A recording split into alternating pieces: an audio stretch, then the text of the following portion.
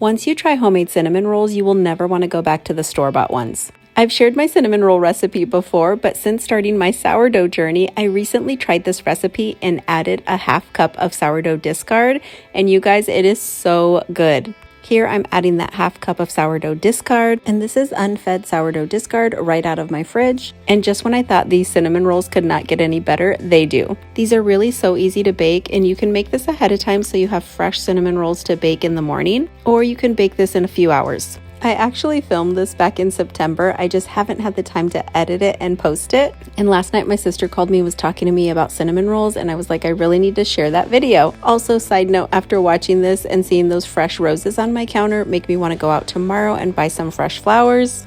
You can find this recipe on my blog. I have a free PDF printable. And also, here's a couple of tips. If your dough comes out super sticky, just add more flour. More flour on your surface, more flour on your hands, and just work it in. I've made this recipe so many times, but I feel like the temperature in my house messes with how sticky the dough comes out. Another tip, I really love using the pizza cutter method to slice and then roll. So much easier than trying to roll the whole big spread of dough and then cut it. And then another thing I've learned over the years is using a good vanilla in your icing makes all the difference. When I've used imitation vanilla in a pinch or something else, it seems like the coloring of my icing is off, like it's more brown. You do want to bake these fully, especially with using the heavy whipping cream. You may think they look like they're burning, but they're not. If you take them out too soon, you'll have that heavy whipping cream just sitting on the bottom. So be sure to give it time to be fully cooked. And although it's hard to resist, let them cool for a full 10 minutes before icing, because if you do it too soon, the icing just like melts. I personally love a thicker icing like this.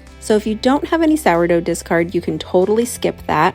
But if you do have sourdough discard, you've got to try adding that into your cinnamon rolls. I hope you'll give this recipe a try. Happy baking!